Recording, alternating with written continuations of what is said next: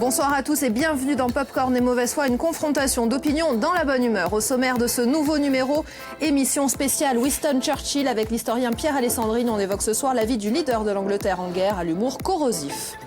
Marie-Ange Philippe, il se penche sur la dépression chronique qui frappait Churchill, un mal plus connu sous le nom de Black Dog. Notre libraire Marcel Petriccioli nous propose une bibliographie consacrée à celui qui fut aussi lauréat du prix Nobel en 1953. L'art de mal citer Winston Churchill sur Internet, c'est un étrange concept que vous développerez ce soir, Inès Morac. Et enfin, en fin d'émission, le délicieux moment décalé, nous irons dans le cerveau de Marie-Ange Philippe. À mes côtés ce soir, les chroniqueurs Marie-Ange Philippe, Marcel Petriccioli et Inès Morac. Bonsoir. Bonsoir. Bonsoir et bienvenue. Avant de retrouver dans un instant nos brillants esprits critiques, j'ai le plaisir de recevoir et d'accueillir Pierre Alessandrini. Bonsoir. Bonsoir Dave. Pierre Alessandrini, vous êtes historien, passionné et spécialiste de Churchill. Nous lui consacrons cette émission puisque nous sommes un peu fans, nous aussi. C'est une brillante idée. Alors, ma première question, Pierre, est-ce que Winston Churchill fut de mauvaise foi ? Alors, je vous dirais, si j'allais vous dire non, vous allez dire que c'était moi qui étais de mauvaise foi. Bon, d'abord, un bon politique, il a dû employer régulièrement la mauvaise foi. Mais globalement, sur les grands principes, il transigeait peu, ce qui lui fit prendre souvent des décisions qui étaient assez contraires à l'opinion, ce qui prouve quand même qu'il avait une certaine droiture. Par ailleurs, il lui est arrivé assez régulièrement de faire preuve de mauvaise foi. Premièrement avec ses domestiques, où il était terrible. Et deuxièmement, j'ai une idée comme ça qui me vient en tête. C'était, enfin pas une idée, c'est une petite anecdote. C'était au cours de la Première Guerre mondiale où il y a eu une grève à Maté. Et il était au gouvernement, plus aucun journal ne paraissait. Et il a eu la bonne idée, un bon propagandiste, de faire sortir un journal d'État, où il avait réquisitionné des presses. Et ça a été un grand moment de mauvaise foi, mais la grève s'est arrêtée assez rapidement et c'était costaud. Et j'imagine une mauvaise foi en partie assumée chez Churchill. Oui, et puis à la limite, il en jouait, quoi. Alors, on va revenir sur son parcours, précédé évidemment d'une enfance. Est-ce que son enfance a été marquante dans sa vie ? On sait qu'il a eu des rapports un peu compliqués avec son père, notamment. Alors, une enfance marquante, effectivement, on peut dire que la relation qu'il avait avec ses parents a été assez chaotique, dans la mesure où il avait des géniteurs qui n'ont pas eu forcément beaucoup d'affection pour lui. Il en souffrira. Pour autant, il vouera jusqu'à sa mort, la sienne, celle de Winston Churchill, une sorte de culte pour son père Randolph, qui était un politique assez brillant, un bon orateur, qui décédera de manière un peu brutale en raison de la syphilis. Sa maman est une américaine, fille d'un magnat, d'un self-made américain, qui a eu beaucoup de relations qui lui serviront. C'est des gens dont il a recherché l'affection, ils ne lui ont pas rendu, mais il ne leur en voudra pas et ça ne lui a pas porté ombre. Est-ce qu'il fut véritablement, au cours de sa vie d'adulte, un homme tourmenté ? Alors on parlera bien sûr avec vous, Marie-Ange Philippe, de cette dépression chronique, hein, mais est-ce qu'il a été tourmenté tout au long de sa vie ? Alors oui, Winston Churchill, on peut dire qu'incontestablement, c'est quelqu'un qui a été tourmenté. Il avait un remède à ça, un remède dont il a abusé. C'est l'action. C'est l'action. C'est l'action parce que c'est un homme d'action, c'est un homme qui souffre de ne pas être dans la lumière, ou en tout cas, que ce soit sous le feu des projecteurs ou sous le feu de la mitraille, parce qu'à un moment donné, c'est quelqu'un qui ne supporte pas de rester inactif. Il remontera très vite, puisqu'il sera député avant 30 ans, il sera plusieurs fois ministre, 9 fois je crois au cours de sa vie. Il est débarqué de son poste de ministre durant la Première Guerre mondiale et il trouve rien de mieux que d'aller s'engager pour aller dans les tranchées, où il apportera d'ailleurs son valet et sa baignoire, en plus de quelques caisses de whisky, ce qui satisfera son monde. Mais voilà, c'est quelqu'un qui ne supporte pas d'être inactif et quand il l'est, pour le coup, là ça devient beaucoup plus difficile, il trouvera des compensations, quelques addictions qui sauront le faire tenir bon, mais ça ne sera pas... L'aquarelle, on dit souvent que l'aquarelle lui a permis de surmonter ces périodes un petit peu obscures. Tout à fait, puis il y a eu des périodes dans sa vie, effectivement, où il y a eu des creux. Dans tout grand homme, on sait qu'il y a des traversées du désert, il en a eu. La maçonnerie aussi, à un moment donné, il y a eu des périodes où il se réfugiait dans son manoir et où il faisait beaucoup de maçonnerie. Les animaux, il a essayé de constituer une ferme fournie. C'était un spécialiste des murs, il montait de superbes murs. Ah, paraît-il, oui. C'était quelque chose de... Avant de retrouver dans un instant Marie-Ange Philippe, existe-t-il, selon vous, Pierre Alessandrini, un caractère insulaire dans lequel on y retrouverait des points communs entre Churchill et Pascal Paoli? Alors, un caractère insulaire... Paoli qui adorait l'Angleterre. Hein. Oui, alors... Si je pouvais me permettre un parallèle entre les deux, à la limite, c'est quelque chose qui peut-être qui peut les opposer, mais ou les rapprocher, ça sera selon. Je pense que Winston Churchill, parce qu'avant d'être un insulaire, c'est un enfant de l'Empire britannique. Bon, accessoirement, sa maman est américaine, mais c'est un enfant de l'Empire britannique et toute sa vie, quelque part, il exportera un peu de la Grande-Bretagne partout dans le monde, tant et si bien qu'il disait que ça tombait bien puisque les intérêts de la Grande-Bretagne se confondaient avec ceux du monde. C'est assez prétentieux, mais c'était la vision d'un impérialiste, d'un homme du 19e siècle, parce que Winston Churchill, il faut garder ça à l'esprit, même s'il a éclairé le 20e siècle, c'est un homme du 19e siècle et qui est assez structuré ainsi. Pascal Paoli, je pense qu'à l'inverse, c'est quelqu'un qui a amené de l'universel en Corse. C'est quand même un enfant qui il grandit jusqu'à 15 ans en Corse, puis il subit l'exil avec son père Giacinto, où ils vont à Naples. Là, il s'ouvre aux Lumières, etc. Et quand il revient en Corse, quelque part, c'est pas quelqu'un, forcément un Corse qui revient chez lui, mais c'est surtout un homme des Lumières qui revient et qui apporte cet éclairage. Donc, quelque part, Churchill part de son île et exporte vers le monde.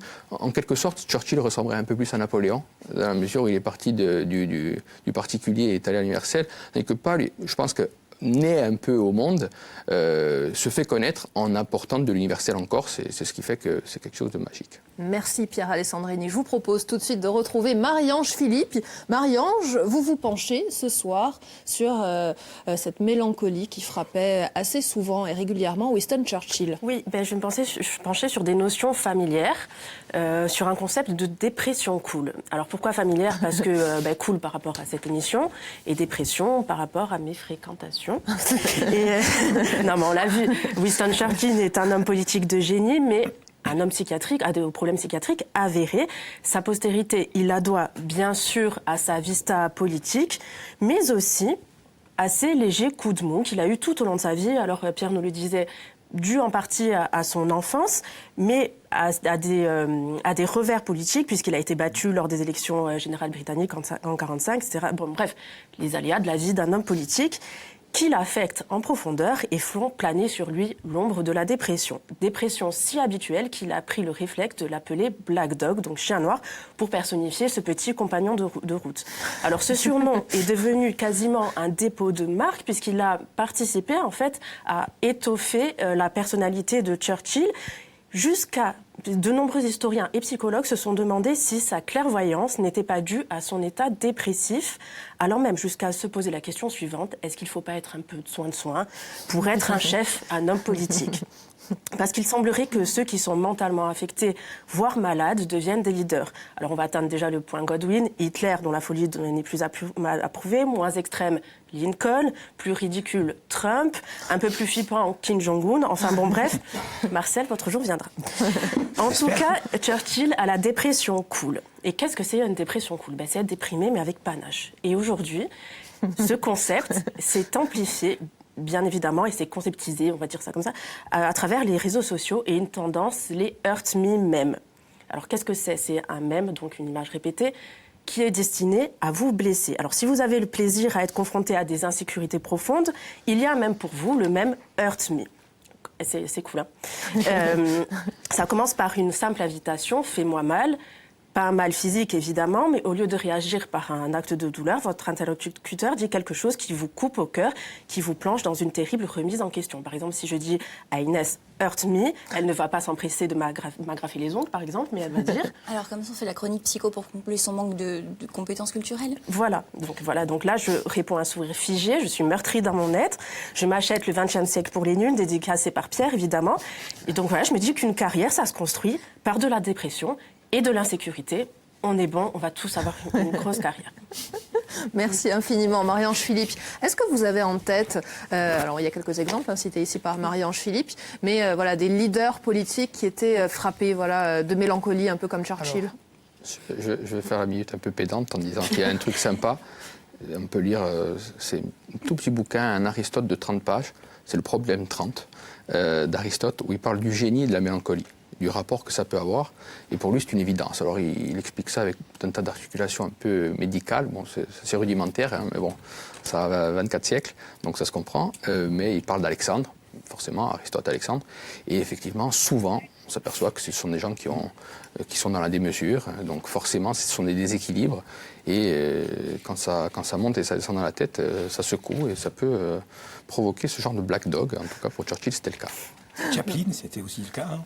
Je vais dire Winston Chaplin, non pas du tout. Charlie Chaplin, génie de cinéma. Souvent, le génie est lié un petit peu à un mal-être. Mais est-ce qu'aujourd'hui, alors je ne vais pas dire qu'on en fait trop autour du mal-être ou de la dépression, mais souvent, c'est un petit peu...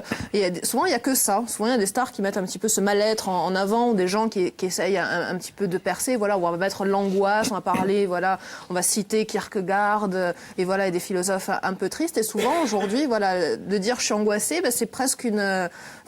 C'est presque bien de l'écrire dans son CV. Vous ne trouvez pas qu'on en fait des fois un peu trop ? C'est la figure de l'artiste maudit qui essaye de ressurgir. Mais est-ce que ça marche ? Je ne sais pas. Je pense pas vraiment. Après, la célébrité peut rendre aussi dépressif. Ça peut être aussi le mécanisme inverse. En tout cas, c'est quelque chose qui est tendance. Hein. Il y a cette émission le dimanche sur France Inter, Remède à la mélancolie, où des célébrités, et c'est très joyeux, mais quelques personnalités viennent glisser ici leur remède artistique à la mélancolie. Mais c'est sympa la mélancolie. C'est pas... Je crois que c'est le bonheur d'être malheureux. Non, mais c'est joli, ça. C'est joli. C'est noté, Marion. C'est Churchill. Non, nous vous retrouvons, cher libraire, une bibliographie autour de Winston Churchill. Eh bien, on peut parler que BD avec moi, c'est sûr. On va commencer par une BD, c'est un diptyque, hein, donc de Dom. Alors, je n'ai pas résumé la BD, parce que c'est simplement une biographie de Churchill en BD.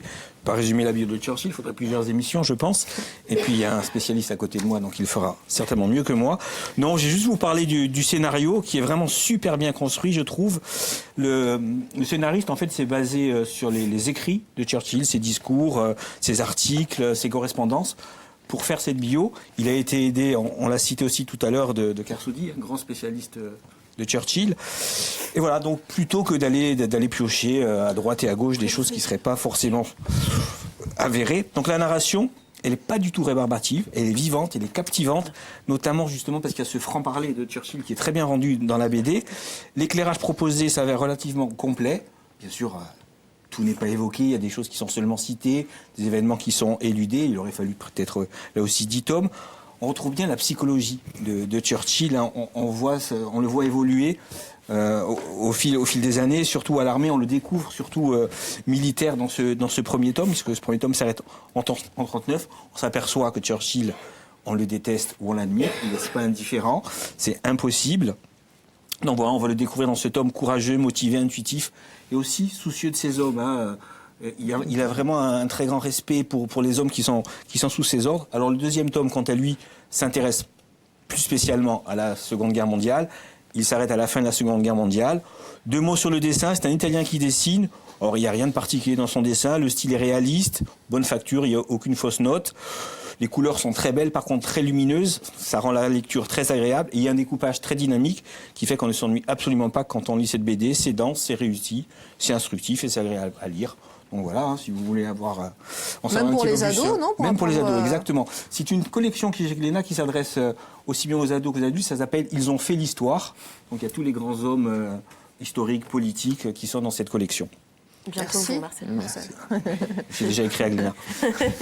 Puis les perles de Churchill, on ne peut pas ne pas parler de Churchill sans parler de ces perles, bien sûr. Alors voilà, là il y a 300 perles qui ont été réunies par les 2 auteurs, Jouffroy et Pouillet. Alors, est-ce qu'elles sont toutes véridiques, est-ce qu'elles sont toutes de Churchill ?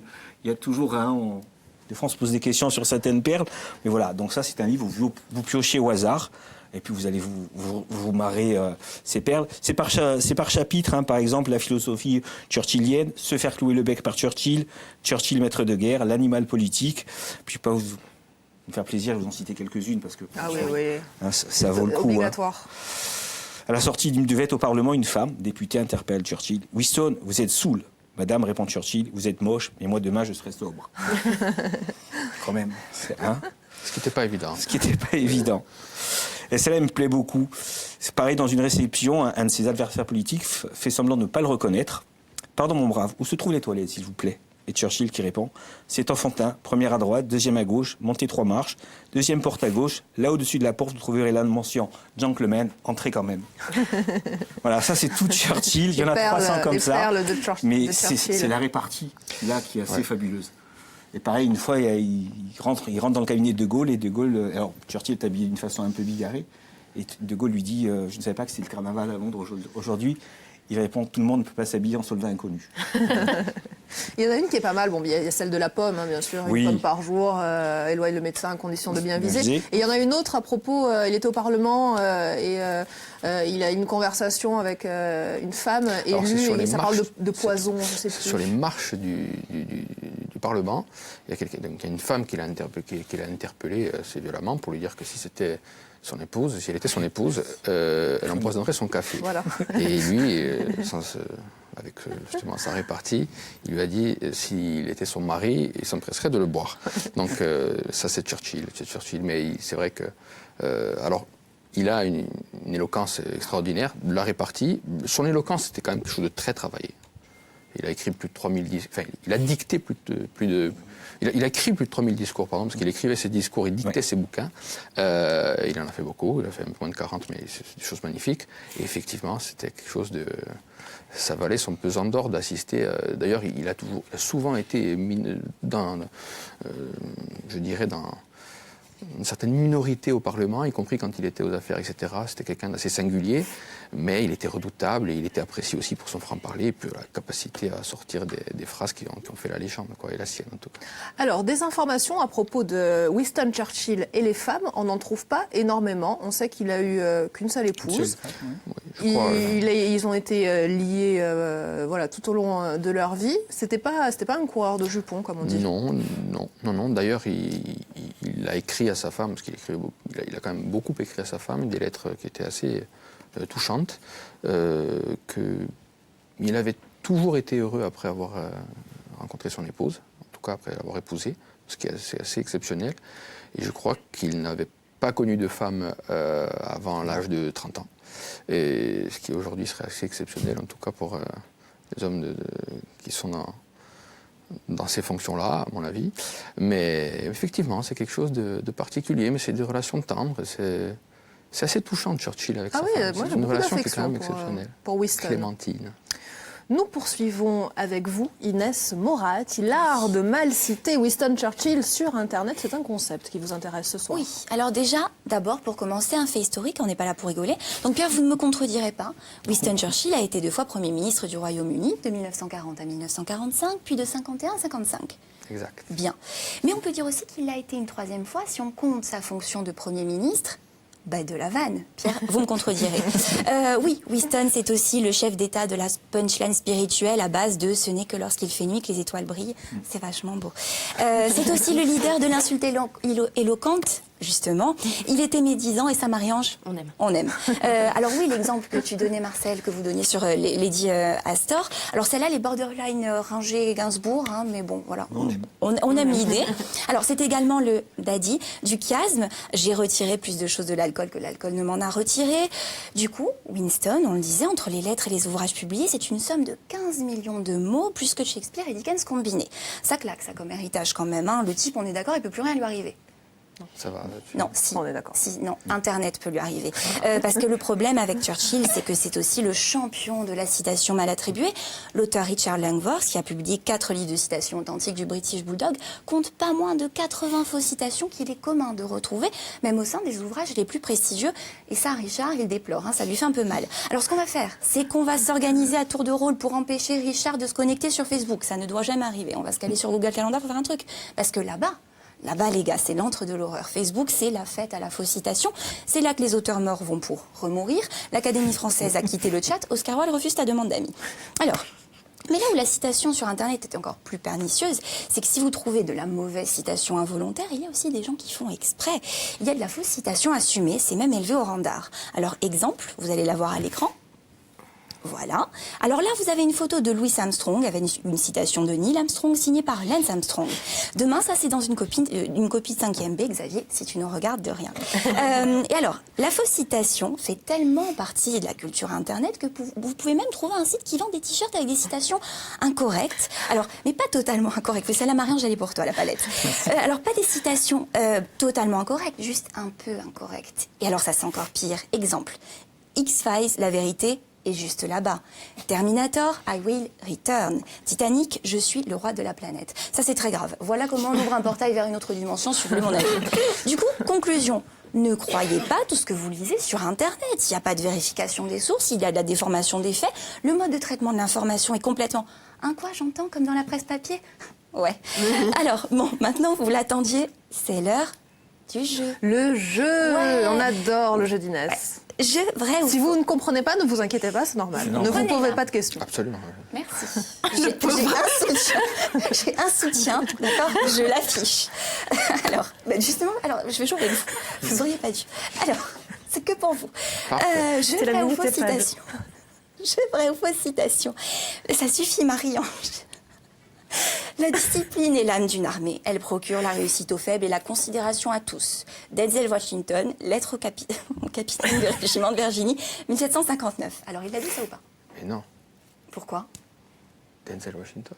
C'est George Washington, c'est pas Denzel. On vous la fait pas. J'ai suivi. Vous avez pris le conseil du genre. Dave, ça Après qu'on invite n'importe qui pensait que... C'est pour vous. Alors, citation. Nous avons beau être tous connectés à Internet comme des neurones dans un cerveau géant, il ne faut pas pour autant se fier à tout ce que l'on peut y trouver. Albert Einstein. Bien sûr. Elle est vraie? Internet. Albert Einstein, oui. Ben non. L'anachronisme était évident. Hein. Le type était visionnaire. Oui. Ah ouais. Le type était visionnaire, mais quand même, Dave. Alors, ensuite, j'en ai une troisième. Mise en situation, les gens. Et on se voit plus tard. Auteur inconnu, pas si je vous vois avant. Celle-là, elle est de qui? Ça me dit quelque chose. Hein? Elle est de moi. Voilà, forcément. Quelle chute, fantastique. Merci Inès. C'est une bonne chute. Merci Inès. Bravo Pierre. Hein. Vous avez marqué un bon point. On va vite retrouver Marie-Ange pour votre chronique décalée. Alors, j'ai un jeu aussi, mais un jeu un peu beauf. Pas du tout délicat comme celui d'Inès. Voilà, alors, je vais vous demander d'écrire un membre de la famille, papa, maman, frère, peu importe. Le prénom ou Non, la fonction familiale. Marcel, s'il vous plaît, un verbe. Alors, on a 3 minutes 30, on va y arriver. On est large. Une catégorie sociale, s'il vous plaît. Et un lieu. Et moi, je vais écrire un métier. Alors, pourquoi je vous demande ça? En fait, vite, par contre, s'il vous plaît. Et vous n'avez pas de stylo. Donc, je mets Inès, mère, père, quelque chose comme ça. Une catégorie sociale, c'est... Oui. Alors, pourquoi ce jeu? Parce qu'en fait, lorsque j'ai fait ma première chronique sur la dépression de Churchill, je suis tombée sur un site internet qui s'appelle Dépression Cool, de Adrien Méniel, membre de Golden Moustache. Alors, site amplement inutile mais jouissif, qui consiste à générer des scénarios de films où Christian Clavier joue. Alors, excellent. Rien à voir avec Churchill, mis à part le nom Dépression Cool. Donc du coup, je vous ai demandé d'écrire ce petit papier, pas pour faire de la graphologie, on s'en fout, mais pour générer un scénario de film de Christian Clavier du type Christian Clavier se met dans la peau d'un riche homme d'affaires coulant en province. Ses habitudes sont bousculées quand on lui annonce que son nouveau domestique est vegan. Après une pluie de blagues au vitriol, chatouillant gentiment la bien-pensance, le personnage principal décide d'ouvrir son cœur à cette situation saugrenue dans les 5 dernières minutes du film. Voilà, vous avez le truc. Donc on va le faire. Donc du coup, j'ai Christian Clavier joue le rôle d'un médecin, coulant des jours paisibles à Chamanach. Son existence sans histoire est tourneboulée quand il découvre que sa mère de la voisine est... On t'a pas aidé. Alors, je ne lis pas le... Et dans l'ascenseur de vie Astel. Voilà. Et dans l'ascenseur de vie Astel. Après un déluge de blagues au vitriol et gratinant l'idée du vivre ensemble, le personnage principal se laisse aimer ses préjugés de côté dans les 5 dernières minutes du film. C'est magnifique. C'est magnifique. Ça n'a pas un Oscar, là. Voilà. Alors, du coup, ça n'avait rien à voir avec Churchill, mais je voulais quand même, à vous puis au public, donner le nom de ce site internet, Dépression Cool. Franchement, moi, j'y ai passé des heures. Excellent. Une petite question, comment avez-vous découvert ce site? En cherche, pour ma première chronique, en fait, j'ai tapé marqué dépression de Churchill et je suis tombée c'est magnifique. Sur ça, avec des recherches un peu bizarres autour, dont je ne vous dévoilerai pas les algorithmes. Mais je suis tombée sur ça. Merci Marie-Ange Philippe. Merci Pierre Alessandrini d'avoir accepté cette invitation. Une dernière question à propos de Winston Churchill. Vous pensez qu'il poserait quel regard aujourd'hui sur l'Europe contemporaine ? Sur l'Europe contemporaine. Sur le Brexit, par exemple, il aurait encouragé. Je ne pense pas que ça l'aurait gêné. C'était un grand promoteur de l'Europe, de l'idée de l'Europe, tout en se gardant bien de regarder vers le grand large, comme les Britanniques aimaient à le faire. Et donc, je pense que le Brexit ne l'aurait pas forcément... Il l'aurait même peut-être encouragé ? Et puis, à la limite, si c'est un mauvais plan d'un point de vue économique, il aurait pu foncer à pieds joints, parce qu'il a reconnu avoir été... Il a été chancelier de l'Échiquier, c'est-à-dire savoir ministre de l'économie britannique, et il a reconnu volontiers que ça avait été sans doute le pire ministre de l'économie que Sa Majesté a pu compter à son service. Pierre Alessandrini, vous êtes historien, vous nous avez parlé de Churchill. Merci d'être venu à mes côtés ce soir. Je n'étais pas seule, vous l'aviez peut-être remarqué. Il y avait Marie-Ange Philippi et Inès Moratti, ainsi que Marcel Petriccioli. Merci à vous tous et merci d'avoir suivi ce nouveau numéro de Popcorn et Mauvaise Foi. Bon hasard à tutti et après studenta France 3 Corsica et via Stile.